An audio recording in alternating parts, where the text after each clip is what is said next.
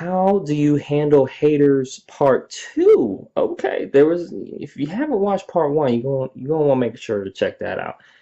But if you already watched it and you're like, hey, I'm on the hater train, but on the education side of it, right? Anyways, I'm gonna cover part two really shortly, so stay tuned and don't go anywhere.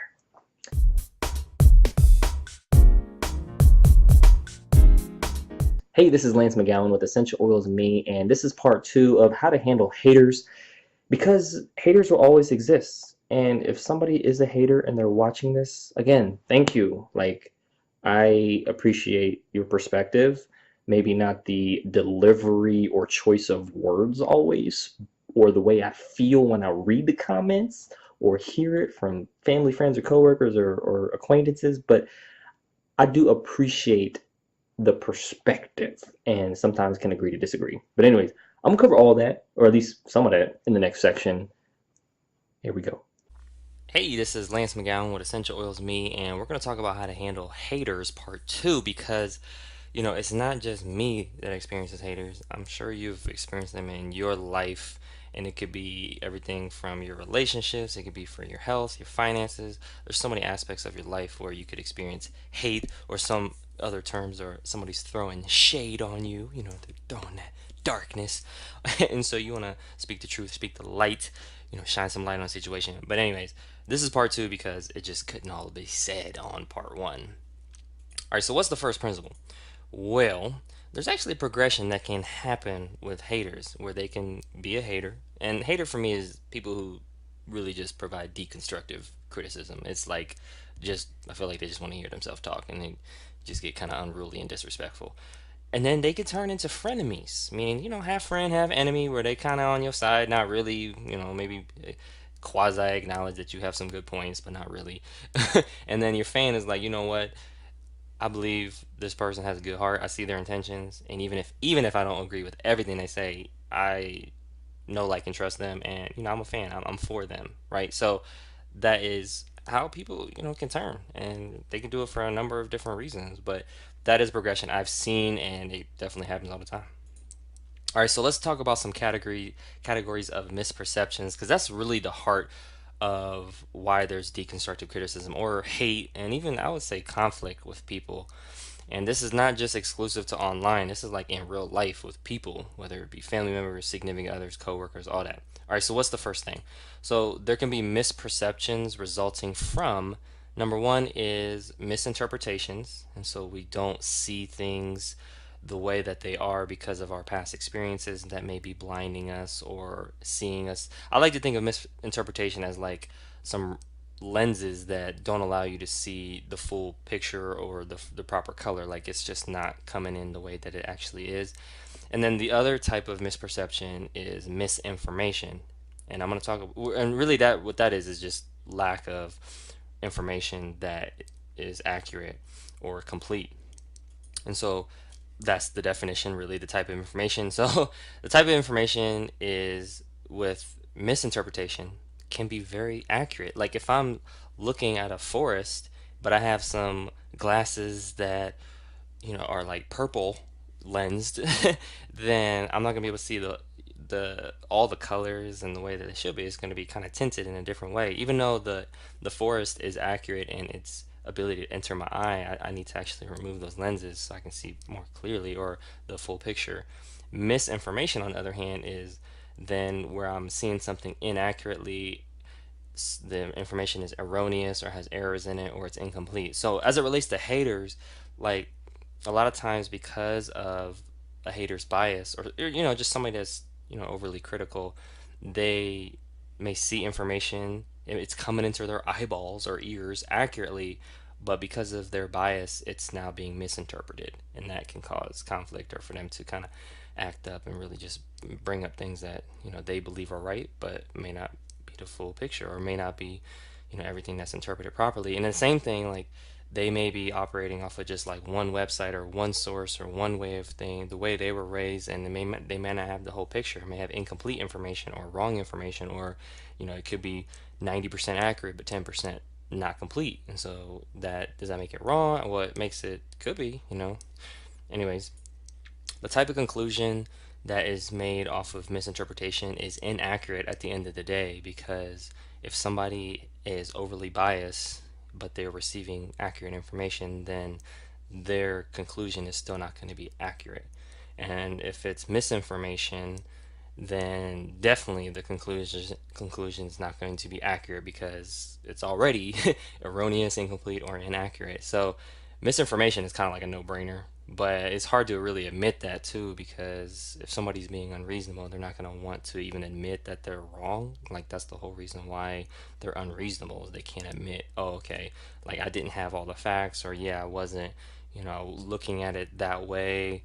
So that's really this is really important to keep in mind. And for me, when it comes to like conclusions that are made, I try to come to conclusions slowly and hold on to them loosely. So as more information comes in, and I like to look at who's bringing up things and if they're biased or not. And I'll admit if I'm biased, like clearly I'm biased towards using natural solutions. I'm honest about that. But when it comes down to like why that is, that comes down to some more bias, because I like to use things that address the root cause, don't have any side effects, and help me on a cellular level. I mean, that's what essential oils are, but I mean, that's the same thing with having the proper diet and lifestyle. Like, I just focus on things that are sustainable and really helping my body.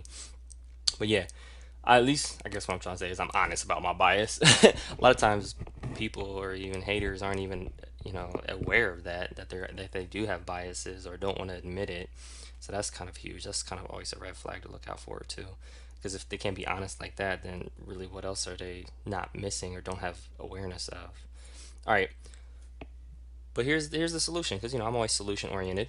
What do you do to correct this? Well, if it's a misinterpretation, then we need to correct our interpretation of how we are viewing things. So I need to take those purple shaded glasses off, maybe get some contact lenses, or go see optometrist or somebody that can help my eyes and really get my eyes so that I can see things more clearly, or see the whole picture, or not have it be tinted a different color, and or really understand that maybe I do need some correction in the way I see things, because my bias is just overpowering everything. And then from a misinformation standpoint, I need more or accurate information. So if I'm only seeing 75% of the pie or the circle, then I need to figure out how I can get 100% of it, or as close to 100% as possible, and acknowledge that if I only get 99% of it, then that extra 1% is out there, and I need to be honest about that. Hey, I only know 99% of this pie is out there, then hey, I have 1% that I'm not sure of, and so there could be some room for error, but I can be honest about that. And so I think that for me, if somebody were really coming at me with that type of like logic and just, approach, for me, I would be like, you know what? Even if you disagree with me, I still respect you because you just have so much self awareness. Like, that's just amazing. And that's really what I try to bring to the table, is just like, all right, haters are going to hate, right? They're going to be out there always. But how can we at least approach each perspective in a way that understands why there is such disagreement, and still be respectful at like, hey, I'm gonna treat you like a human. I'm not gonna try to push your buttons or anything like that, but let's just approach things like adults, and agree to disagree, even if that's one of the final outcomes. All right, so some of the next steps are to click the links in the description to learn more, so you can learn how to handle haters. And so they're always going to exist, and sometimes hate is a strong word, right? So it's people just who deconstructively criticize. That's another kind of more, I guess, corporate term. Or people that just don't like you or what you're doing, or just want to hear themselves talk, or are trolling, on the internet or in life. Just trying to throw rocks at you, I guess. Turn those rocks into just cotton balls, and just be like, you know what, hey, I'm diffusing the situation through the truth. So, and ways to really help both parties see things a little bit more clear. All right, so this really kind of broke down really what's going on in the mind when it comes to conflict, and how I relate conflict resolution with comments that are said. Because it's really going to come down to one thing, which is misperceptions. That's the umbrella. And then under that, you're going to have misinterpretation and then misinformation. And so somebody that's hating is going to be operating out of either one of those camps. And for me, it's important to recognize that if they have misinformation, they're either going to be open to the truth or not. And if they're reasonable, they'll be open to truth and seeking understanding. If they're unreasonable, then they could care less about what I say. Excuse me, whatever they say is right, and whatever I say that contradicts it is automatically wrong.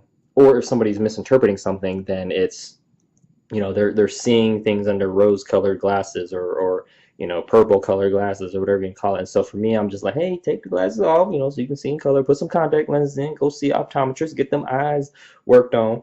And then you can, or at least, hey, I got some other glasses on how I see. Can you put yourself in my shoes, right? And so either correcting the interpretation or getting more complete or accurate information is going to be the solution that I see for a hater, so to speak, or a criticizer, to really turn from that hater to a frenemy, which they're kind of like on the fence, to really a fan. And some people are, that are criticizers or haters are like, I don't want to be a fan of you or what you stand for, and that's okay. But in my mind, it's like the very person that says that could be the person that turns into a fan eventually. It may be 1, 2, 3, 4, 5 years down the road, but eventually they may be like, you know what?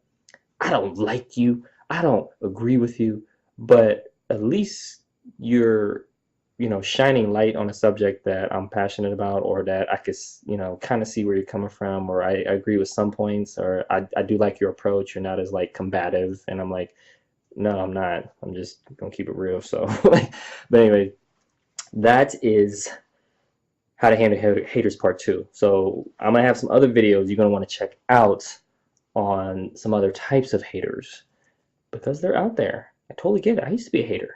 And sometimes I do hate. I gotta reel back. I gotta like look at those two things I mentioned. I gotta look at if my information is correct and if I'm interpreting things properly. And if it's not, I gotta own that. You know what I'm saying? Whew.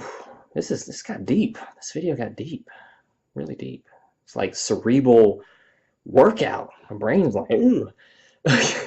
Anyways, that concludes today's video. Make sure to click the subscribe button so you can watch more videos like this one, or click one of the links in the description box below to learn more about haters. Even though you probably don't want to learn about haters, but if you want to learn how to handle haters, or if you want to if you're just for curious sake want to, check out the video, you can.